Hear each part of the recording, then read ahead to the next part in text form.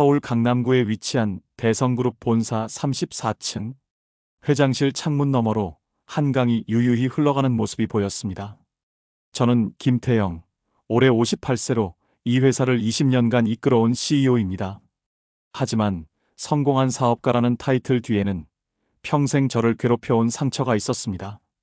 20년 전, 당시 7살이었던 제 딸 소영이가 놀이터에서 실종된 것입니다.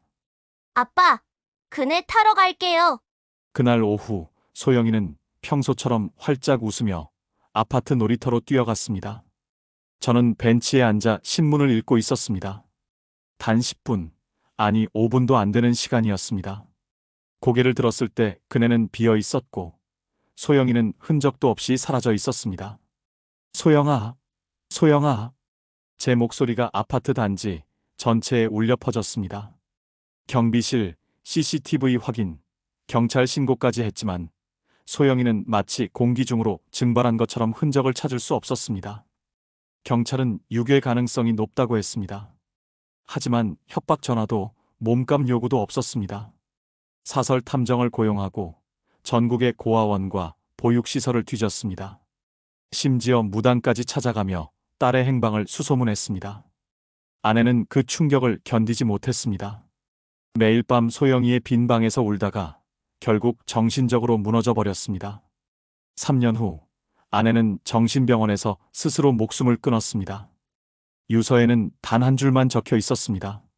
소영이한테 가고 싶어요. 그렇게 저는 딸과 아내를 모두 잃었습니다. 하지만 포기할 수 없었습니다. 혹시나 소영이가 살아있을지도 모른다는 희망 하나로 버텼습니다. 사업에 전념하며 성공한 것도, 넓은 인맥을 쌓은 것도 모두 딸을 찾기 위해서였습니다.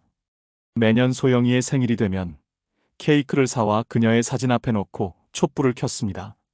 27살이 된 지금도 여전히 7살 소영이의 모습으로만 기억 속에 남아 있었습니다.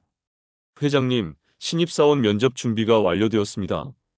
비서 김 과장이 인터폰으로 알려왔습니다. 오늘은 하반기 신입사원 최종 면접 날이었습니다. 보통은 인사 담당 임원들이 진행하지만 이번에는 특별히 제가 직접 참여하기로 했습니다. 최근 젊은 인재 영입에 관심이 많았거든요. 면접실로 향하는 복도를 걸으며 저는 오늘 면접 볼 지원자들의 이력서를 대략 훑어보았습니다. 경영학과, 경제학과 졸업생들이 대부분이었고 모두 우수한 성적과 다양한 경험을 가진 인재들이었습니다. 면접실에 도착하자 이미 인사팀장과 부장들이 자리를 잡고 있었습니다. 첫 번째 지원자를 들여보내주세요. 면접이 시작되었습니다.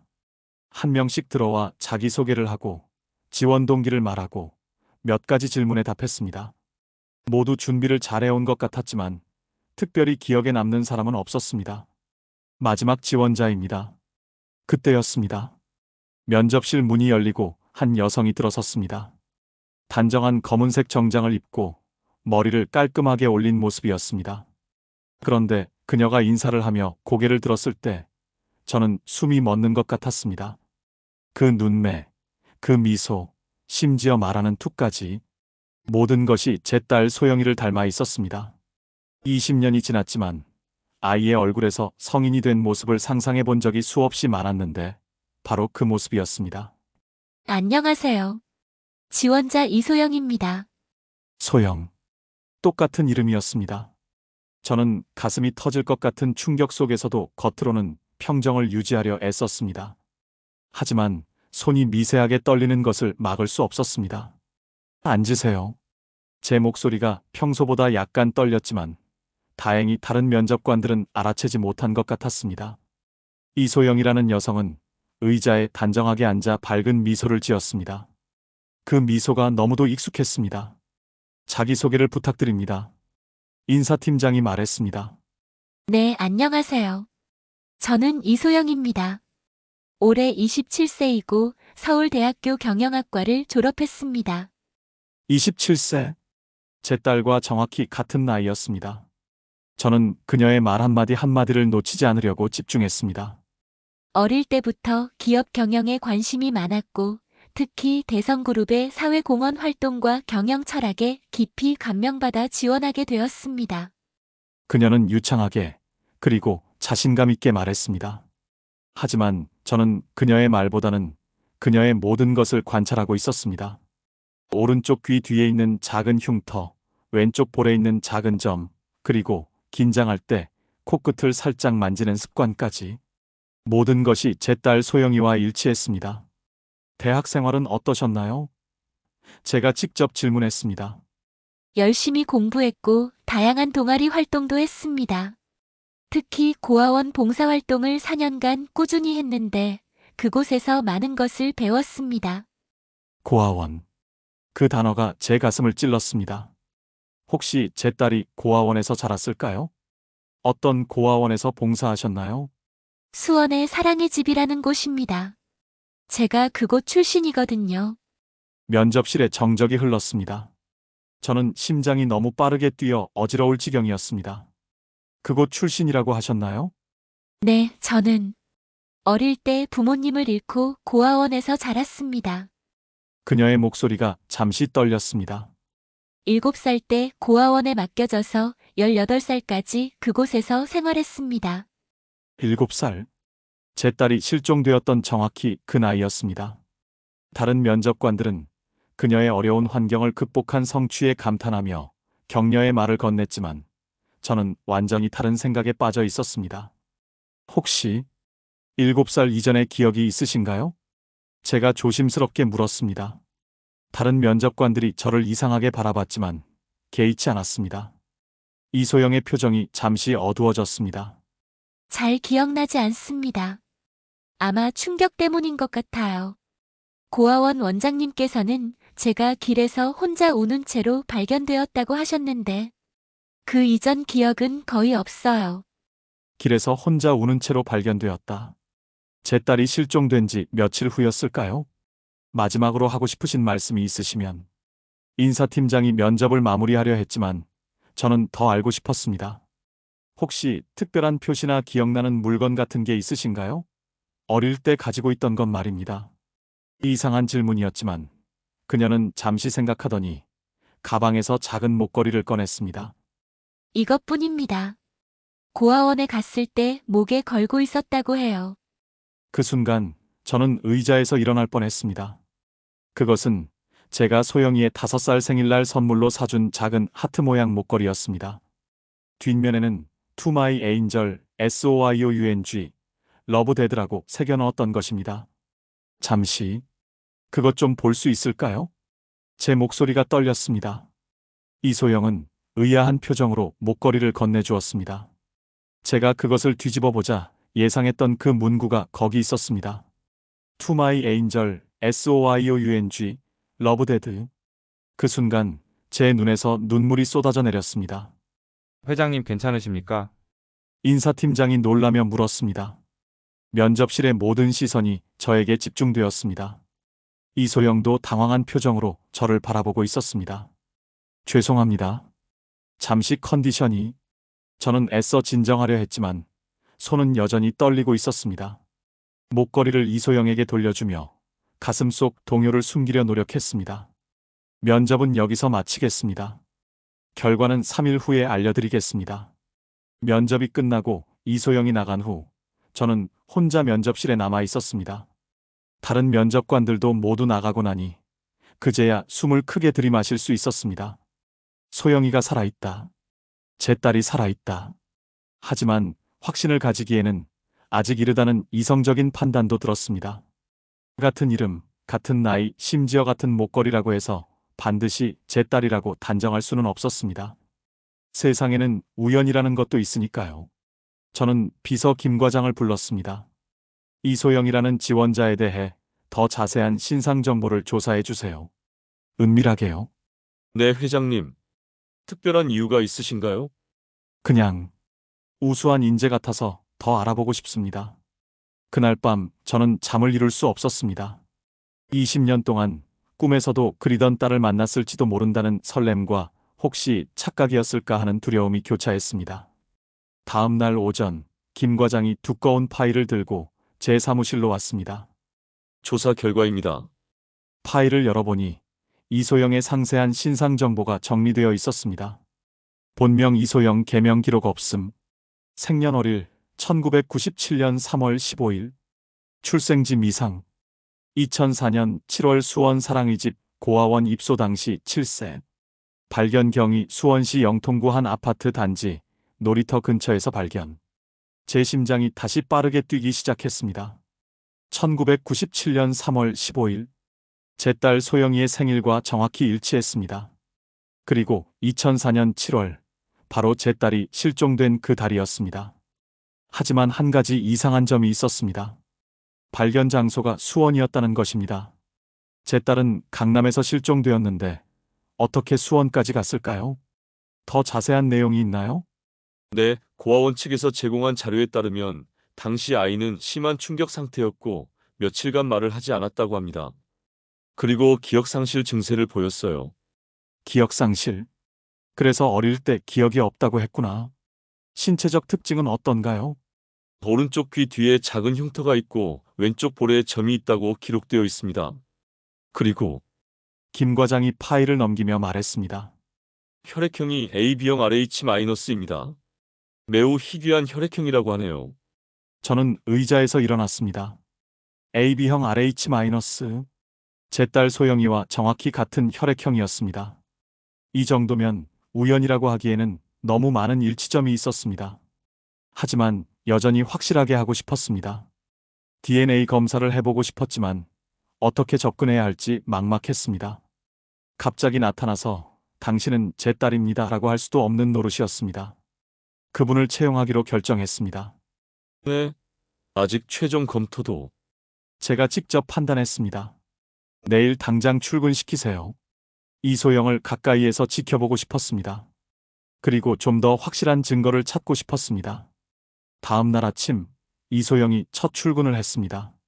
신입사원 교육을 받고 있는 그녀를 멀리서 지켜보며 저는 복잡한 감정에 휩싸였습니다. 20년간 찾아 헤매던 딸이 바로 여기 있는데 아직 확신을 가질 수 없다는 답답함. 그리고 혹시 착각이라면 어쩌나 하는 두려움까지. 점심시간이 되자 저는 우연을 가장해 구내식당으로 내려갔습니다. 이소영은 다른 신입사원들과 함께 앉아 식사를 하고 있었습니다. 회장님께서 직접 구내식당에 오시다니. 직원들이 놀라며 인사했습니다. 저는 적당히 응답하며 이소영이 있는 테이블 근처에 앉았습니다. 그때 이소영이 김치를 먹으며 얼굴을 찡그렸습니다. 그리고는 물을 벌컥벌컥 마셨습니다. 제 딸 소영이도 어릴 때 김치를 못 먹어서 항상 그런 반응을 보였었습니다. 식사를 마친 후 저는 이소영에게 다가갔습니다. 적응은 잘 되고 있나요? 네, 회장님. 모든 분들이 친절하게 도와주셔서 감사합니다. 혹시 시간 되시면 제 사무실로 한번 올라오시겠어요? 신입사원과 대화하는 시간을 가져보고 싶어서요. 그녀는 기쁘게 고개를 끄덕였습니다. 오후 3시, 이소영이 제 사무실 문을 두드렸습니다. 들어오세요. 그녀가 들어서자 저는 가슴이 또다시 두근거리기 시작했습니다. 가까이서 보니 더욱 확실했습니다. 그녀의 모든 것이 제 딸을 닮아 있었습니다. 앉으세요. 편하게요. 감사합니다, 회장님. 그녀는 소파에 조심스럽게 앉았습니다. 저는 그녀 맞은편에 앉으며 어떻게 대화를 시작할지 고민했습니다. 회사 생활은 어떤가요? 너무 좋습니다. 고아원에서 나온 후 줄곧 꿈꿔왔던 일이거든요. 고아원 얘기가 나왔는데 힘들지 않으셨나요? 그녀의 표정이 잠시 어두워졌습니다. 처음에는 많이 힘들었어요. 7살이라는 나이에 갑자기 낯선 곳에서 지내야 했으니까요. 하지만 원장 선생님이 정말 좋은 분이셨어요. 7살 이전 기억은 정말 전혀 없나요? 제가 조심스럽게 물었습니다. 가끔 꿈에서 어떤 남자분이 나타나요. 따뜻한 목소리로 저를 부르시는데 아빠라고 부르고 싶은 마음이 들어요. 하지만 깨고 나면 얼굴이 기억나지 않아요. 제 가슴이 뜨거워졌습니다. 혹시 그 꿈속의 남자가 저일까요? 어떤 목소리였나요? 음성이 굵고 따뜻했어요. 그리고 그녀가 잠시 머뭇거렸습니다. 이상하게 회장님 목소리와 비슷해요. 저는 숨을 크게 들이마셨습니다. 그래서 면접 때도 묘한 느낌이 들었어요. 마치 어디선가 들어본 목소리 같다는 생각이요. 더 이상 참을 수 없었습니다. 저는 책상 서랍에서 20년 전 가족 사진을 꺼냈습니다. 소영이가 5살 때 찍은 사진이었습니다. 혹시 이 사진 속 아이가 누구 같나요? 이소영이 사진을 받아들고는 깜짝 놀랐습니다. 이건 저와 너무 닮았어요. 꼭 제 어릴 때 모습 같은데요? 맞습니다. 이 아이는 제 딸이었어요. 20년 전에 실종되었습니다. 이소영의 얼굴에 충격이 스쳤습니다. 그럼 혹시 네. 제 생각에는 당신이 바로 제 딸 소영이일 가능성이 높습니다. 그녀는 사진을 들여다보며 눈물을 흘리기 시작했습니다. 정말인가요? 제가 정말 회장님의 딸일까요? 확실히 하기 위해 DNA 검사를 받아보면 어떨까요? 그녀는 망설임 없이 고개를 끄덕였습니다. 네, 해보고 싶어요. 저도 평생 궁금했거든요. 제 진짜 부모님이 누구인지. 그날 저녁 우리는 함께 병원에 가서 DNA 검사를 받았습니다. 결과가 나오기까지는 3일이 걸린다고 했습니다. 집으로 돌아가는 길에 이소영이 조심스럽게 물었습니다. 혹시 제 어머니는 어떻게 되셨나요? 저는 잠시 말문이 막혔습니다. 아내가 자살로 생을 마감했다는 사실을 어떻게 말해야 할지 몰랐습니다. 어머니는 당신을 너무 그리워하다가 3년 후에 하늘나라로 가셨어요. 이소영의 눈에서 눈물이 쏟아졌습니다. 제 때문에. 제가 사라져서. 아니에요. 당신 잘못이 아니에요. 저는 그녀의 어깨를 살며시 두드렸습니다. 20년 만에 처음으로 딸의 어깨를 만지는 순간이었습니다. 그럼 지금까지 혼자 사셨나요? 네. 당신을 찾는 일 외에는 아무것도 생각할 수 없었어요. 3일간 저는 잠을 제대로 이루지 못했습니다.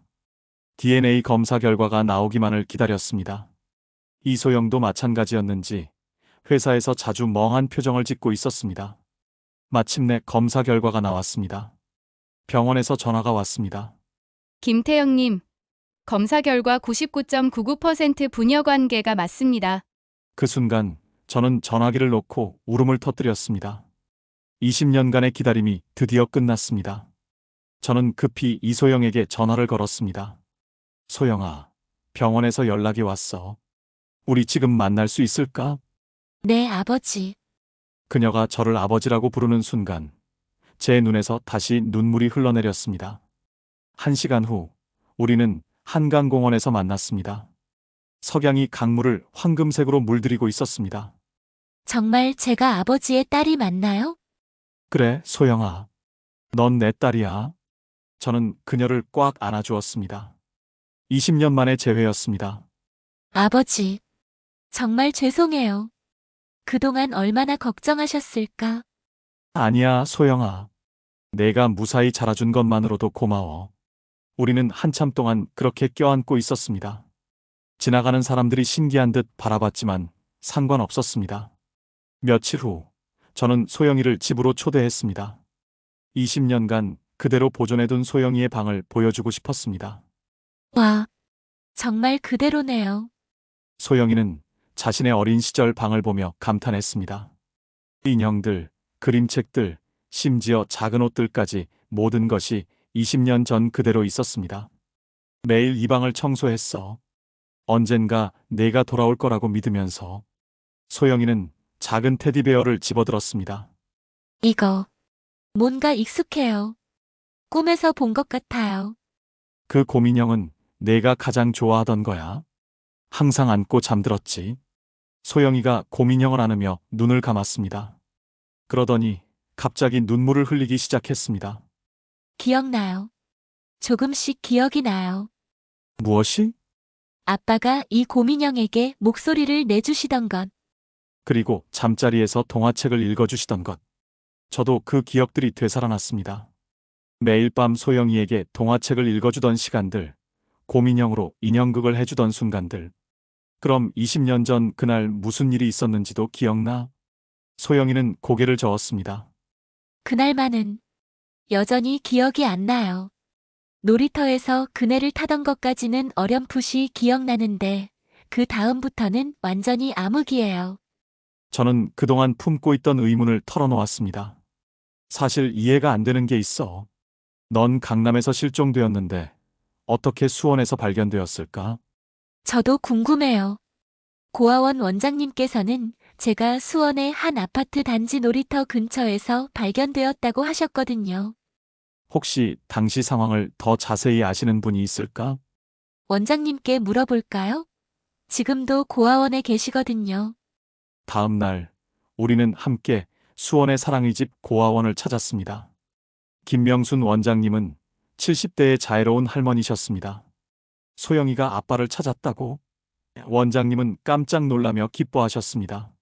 원장님, 당시 상황을 좀 더 자세히 들을 수 있을까요? 원장님은 오래된 기록부를 꺼내 오셨습니다.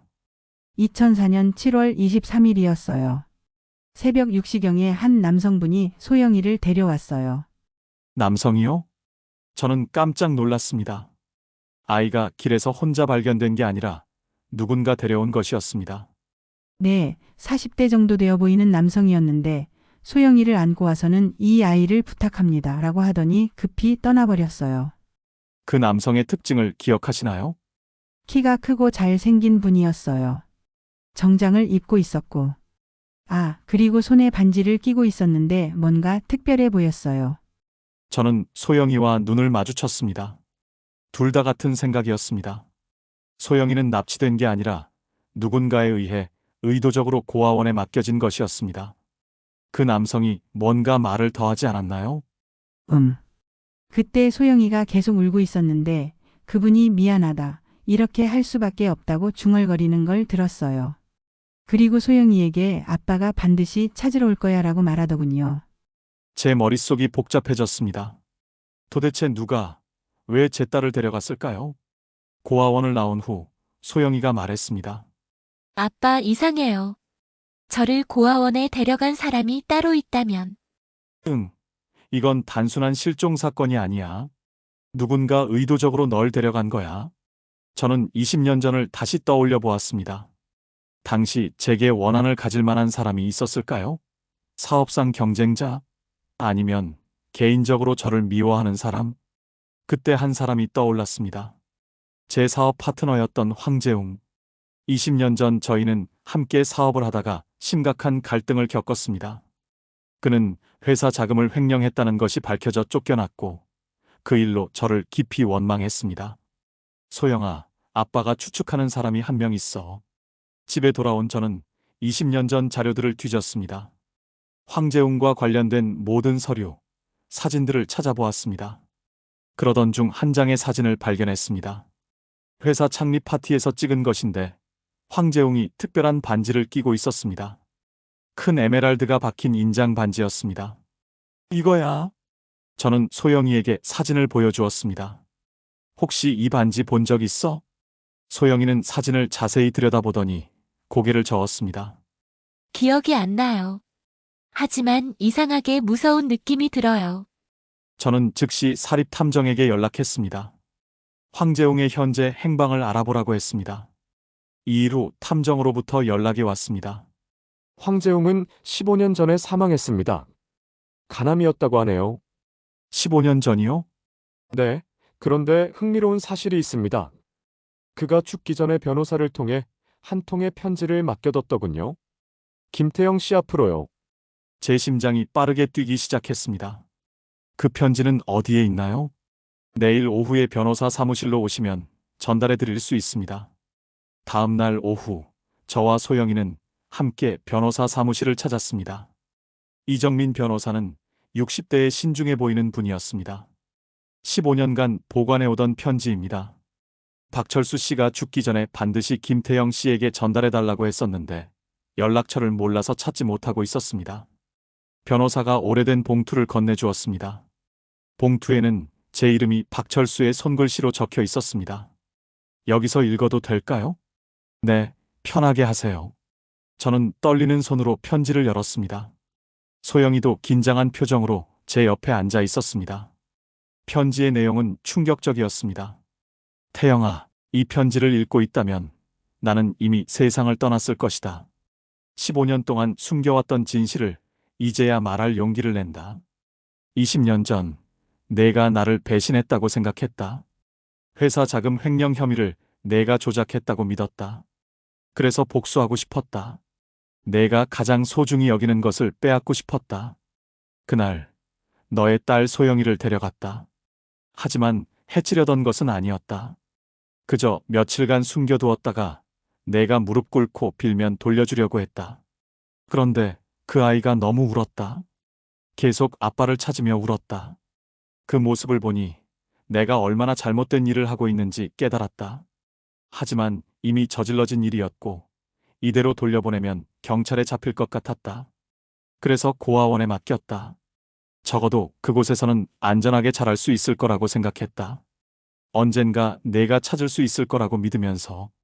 하지만 5년이 지나고 나서야 진실을 알았다. 회사 자금 횡령은 내가 한 일이 맞았다. 당시 도박 빚에 쪼들려서 정신을 잃고 저지른 일이었는데 그 사실을 잊어버렸었다. 술을 너무 많이 마셔서 기억이 뒤섞였던 것 같다. 즉, 너는 아무 잘못이 없었다. 나만 잘못했다. 그런데 나는 죄 없는 내 딸을 데려가 버렸다. 죽어서 용서를 빌고 싶다. 나 때문에 너와 너의 가족이 얼마나 고통받았을지 생각하면 잠이 오지 않는다. 소영이는 수원 사랑의 집 고아원에 있다. 내가 직접 확인해 봤다. 건강하게 잘 자라고 있더라. 제발 용서해다오. 그리고 소영이를 찾아 행복하게 살기를 바란다. 편지를 다 읽자 저는 주저앉을 뻔했습니다. 20년간의 미스터리가 이렇게 허무하게 풀렸습니다. 한 사람의 착각과 잘못된 복수심 때문에 제 가족이 파괴되었던 것입니다. 소영이도 눈물을 흘리며 저를 바라보고 있었습니다. 아빠, 그럼 정말 아무 이유 없이 저희 가족이 흩어진 거예요? 저는 고개를 끄덕일 수밖에 없었습니다. 변호사가 조심스럽게 말했습니다. 황재홍 씨가 또 하나 남긴 게 있습니다. 변호사는 작은 상자를 꺼냈습니다. 이것도 소영 양에게 전해달라고 했습니다. 상자 안에는 작은 편지와 함께 낡은 사진 한 장이 들어 있었습니다. 7살 소영이가 울고 있는 모습을 찍은 사진이었습니다. 작은 편지에는 이렇게 적혀 있었습니다. 소영아, 아저씨가 너에게 너무 나쁜 일을 했구나. 미안하다. 내가 이 편지를 읽을 때쯤이면 아빠를 만났을 거야. 아빠는 너를 정말 사랑하는 좋은 사람이란다. 행복하게 살아라. 소영이는 사진을 보며 조금씩 기억을 되찾는 듯 했습니다. 기억나요. 무서운 아저씨가 저를 데려갔어요. 그런데 나중에는 울어서 미안하다고 하면서 고아원에 데려다 주었어요. 그럼 황재홍이 널 해치지는 않았구나. 네, 마지막에는 오히려 친절했어요. 제가 너무 무서워하니까 아이스크림도 사주고. 저는 복잡한 감정에 휩싸였습니다. 황재홍에 대한 분노도 있었지만 동시에 소영이를 안전한 곳에 맡긴 것에 대한 이상한 감사함도 들었습니다. 변호사 사무실을 나온 후 저희는 조용한 카페에 앉았습니다. 아빠, 이제 모든 걸 알았으니까 앞으로는 행복하게 살아요. 소영이가 제 손을 잡으며 말했습니다. 그래, 소영아. 이제 우리는 다시 가족이 되었어. 어머니 얘기도 더 들려주세요. 저는 어머니 기억이 전혀 없어서. 저는 소영이에게 그녀의 어머니였던 아내의 이야기를 들려주었습니다. 얼마나 소영이를 사랑했는지, 실종된 후 얼마나 아파했는지. 어머니도 제가 살아있다는 걸 알았다면 기뻐하셨을 텐데. 그럼 너의 어머니는 천국에서 지금 우리를 보며 기뻐하고 계실 거야. 그날 밤 저는 오랜만에 평안한 잠을 잤습니다. 20년간 가슴속에 있던 무거운 짐을 내려놓은 기분이었습니다. 그로부터 한 달이 지났습니다. 소영이는 여전히 회사에 다니면서 저와 조금씩 가까워지고 있었습니다. 하지만 20년의 공백을 메우는 것은 쉽지 않았습니다. 처음에는 서로 어색했습니다. 소영이는 저를 회장님이라고 부르다가 아버지로, 그리고 조심스럽게 아빠라고 부르기 시작했습니다. 저 역시 소영이를 어떻게 대해야 할지 몰라 서툴렀습니다. 어느 날 저녁, 소영이가 제 집에 저녁 식사 초대를 받았습니다. 아빠, 제가 요리 좀 해도 될까요? 너가 요리를 할 줄 아나? 네, 고아원에서 배웠어요. 언니들이 많이 가르쳐 줬거든요. 소영이는 능숙하게 김치찌개를 끓이고 계란말이를 만들었습니다. 20년간 혼자 간편식으로만 연명해왔던 저에게는 정말 오랜만에 맛보는 집밥이었습니다. 맛있다, 소영아. 정말 잘한다. 고아원에서 많이 해봤거든요. 어린 동생들 밥도 해주고. 식사를 하면서 소영이는 자신의 지난 20년에 대해 차근차근 들려주었습니다. 고아원에서의 생활, 공부에 대한 열정, 대학 시절의 이야기들. 힘들지 않았니? 가끔 외로웠지만 그래도 좋은 사람들을 많이 만났어요. 원장님, 선생님들, 그리고 고아원 형들, 누나들도 저를 많이 도와줬어요. 저는 소영이의 강인함에 감탄했습니다. 어린 나이에 부모를 잃고도 이렇게 밝고 건강하게 자라준 것이 고마웠습니다. 아빠는 어떻게 지내셨어요? 정말 혼자 사셨어요? 너를 찾는 것 외에는 아무것도 생각할 수 없었어. 외롭지 않으셨어요? 저는 잠시 말을 멈췄습니다. 외롭긴 했지만 그 외로움보다는 딸을 찾아야 한다는 사명감이 더 컸습니다. 외로웠지. 하지만 언젠가 너를 만날 수 있을 거라는 희망이 있어서 버틸 수 있었어. 소영이의 눈에 눈물이 고였습니다. 아빠 앞으로는 외롭지 않으실 거예요. 제가 있으니까요. 그날 이후로 소영이는 주말마다 제 집에 와서 함께 시간을 보냈습니다. 때로는 요리를 해주고, 때로는 함께 영화를 보고, 때로는 그냥 대화만 하기도 했습니다. 어느 날 소영이가 특별한 제안을 했습니다. 아빠, 저 회사 그만두고 다른 회사로 옮기려고 해요. 왜? 뭔가 불편한 일이 있었나? 아니에요. 그런 게 아니라 다른 직원들이 제가 회장님 딸이라는 걸 알고 나서 좀 어색해해요. 특별 대우 받는다고 오해할까 봐서요. 저는 소영이의 마음을 이해했습니다. 실력으로 인정받고 싶어하는 딸의 자존심이었습니다. 그럼 어디로 갈 생각이야? 중견기업 몇 곳에서 연락이 왔어요. 면접 보고 결정하려고요. 좋은 생각이야. 내가 원하는 대로 해. 한 달 후, 소영이는 다른 회사로 이직했습니다. 새로운 환경에서 자신의 실력을 증명하고 싶어 했습니다. 그 무렵, 저는 하나의 결심을 했습니다. 회사의 사회공헌 사업으로 고아원 지원을 확대하기로 한 것입니다. 이사회에서 고아원 지원 사업을 늘리기로 결정했습니다. 좋은 일이네요, 회장님. 어떤 계기가 있으셨나요?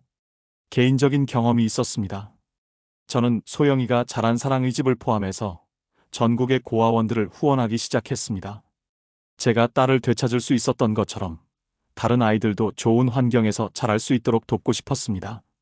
소영이도 제 결정을 적극 지지해 주었습니다. 아빠, 정말 좋은 일이에요. 저도 봉사활동으로 참여하고 싶어요. 이렇게 저희 부녀는 각자의 자리에서 새로운 삶을 시작했습니다. 20년의 공백이 있었지만 그 시간 동안 각자 성장한 만큼 서로를 더 깊이 이해하고 존중할 수 있게 되었습니다. 어느 날 저녁, 소영이가 말했습니다. 아빠, 저 결혼하고 싶은 사람이 생겼어요. 저는 잠시 당황했습니다. 딸을 되찾은 지 얼마 안 되었는데 벌써 결혼 얘기라니. 어떤 사람인데?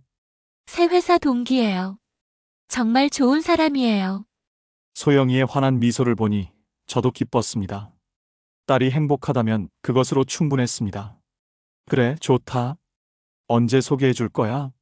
다음 주에 시간 되시면 함께 식사해요. 6개월 후 소영이의 결혼식 날이 되었습니다. 제가 평생 꿈꿔왔던 순간이었습니다. 딸의 손을 잡고 버질로드를 걷는 것. 아빠, 준비됐어요?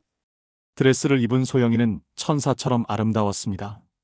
20년 전 7살 소영이의 모습이 겹쳐 보였습니다.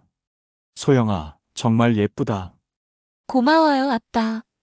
아빠가 저를 찾아주지 않았다면 이런 행복한 날은 없었을 거예요. 결혼식장 입구에서 제가 소영이의 팔짱을 끼고 걸어 들어갔습니다. 하객들의 축복의 박수 소리가 울려 퍼졌습니다. 버질로드를 걸으며 저는 지난 20년을 되돌아보았습니다. 절망적이었던 순간들, 포기하고 싶었던 밤들, 그리고 마침내 딸을 되찾은 기적 같은 순간까지. 신랑 앞에서 소영이의 손을 놓으며 저는 속삭였습니다. 행복해라, 소영아. 네, 아빠. 사랑해요. 결혼식이 끝난 후 피로연에서 제가 축사를 했습니다. 오늘 제 딸 소영이가 결혼을 합니다. 사실 저희 부녀에게는 특별한 이야기가 있습니다. 저는 하객들에게 저희의 20년 이야기를 들려주었습니다. 많은 사람들이 눈물을 흘렸고 박수를 보내주었습니다. 포기하지 않으면 기적은 일어납니다. 사랑하는 사람들을 끝까지 믿고 기다리시기 바랍니다. 그날 밤 신혼여행을 떠나는 소영이를 배웅하며 저는 가슴 한편이 아렸습니다. 이제 정말로 딸이 제 품을 떠나는 것이었습니다. 아빠 자주 연락드릴게요. 그리고 손자, 손녀 빨리 안겨드릴게요. 그래, 조심히 다녀와라. 1년 후 정말로 소영이가 임신 소식을 알려왔습니다. 아빠, 아기가 생겼어요. 정말이냐? 축하한다. 저는 곧 할아버지가 될 예정이었습니다. 20년 전에는 상상도 할 수 없었던 일이었습니다. 아이가 태어났을 때 저는 산부인과에서 울음을 터뜨렸습니다. 작고 소중한 생명을 보며 새로운 희망을 느꼈습니다. 할아버지, 안아보세요. 손자를 안는 순간 마치 어린 소영이를 다시 안는 것 같은 기분이었습니다. 이름은 뭐라고 지을 거야? 김희망이요. 아빠가 포기하지 않고 희망을 가져서 저희가 다시 만날 수 있었잖아요. 희망이. 정말 좋은 이름이었습니다. 지금 손자 희망이가 5살이 되었습니다. 꼭 어린 소영이를 닮아서 영리하고 사랑스럽습니다. 할아버지, 놀이터 가요. 그래, 가자. 희망이와 놀이터에 갈 때마다 저는 20년 전을 떠올립니다. 소영이가 실종되었던 그 놀이터를요. 하지만 이제는 슬픈 기억이 아닙니다. 새로운 시작의 장소가 되었습니다. 매년 소영이의 생일이 되면 가족들이 모두 모입니다. 소영이, 사위, 그리고 희망이까지. 예전에는 혼자서 외롭게 케이크를 놓고 기도했지만 이제는 온 가족이 함께 축하합니다. 아빠, 어머니께도 희망이를 보여드리고 싶어요. 매년 아내의 기일에는 소영이와 희망이가 함께 성묘를 갑니다. 할머니, 안녕하세요. 저는 희망이에요. 천진한 희망이의 인사를 들으며 저는 아내도 하늘에서 기뻐하고 계실 거라고 생각합니다. 20년이 지난 지금 저는 깨달았습니다. 인생에서 가장 중요한 것은 포기하지 않는 것이라는 것을. 아무리 절망적인 상황에서도 희망의 끈을 놓지 않으면 언젠가는 기적이 일어난다는 것을. 제 딸 소영이는 이제 훌륭한 어머니가 되어 행복한 가정을 꾸리고 있습니다. 그리고 저는 사랑하는 손자와 함께 늦은 육아의 즐거움을 만끽하고 있습니다. 할아버지, 나도 나중에 할아버지처럼 큰 회사 사장이 될 거예요. 그래? 그럼 열심히 공부해야지. 네. 그런데 할아버지, 왜 가끔 우시는 거예요? 행복해서 그런단다, 희망아. 네, 저는 지금 정말 행복합니다. 20년간 잃어버렸던 시간은 돌이킬 수 없지만 앞으로 만들어갈 시간들이 더 소중합니다. 가족이란 피로 이어진 관계가 아니라 사랑으로 연결된 관계라는 것을 이제 압니다. 20년이라는 시간의 공백도 서로를 향한 진실한 사랑 앞에서는 문제가 되지 않았습니다. 오늘도 저는 감사합니다. 포기하지 않았기에 가능했던 이 모든 기적들에게요. 그리고 여러분께도 말씀드리고 싶습니다. 아무리 어려운 상황에서도 희망을 포기하지 마세요. 언젠가는 여러분에게도 기적 같은 순간이 찾아올 테니까요.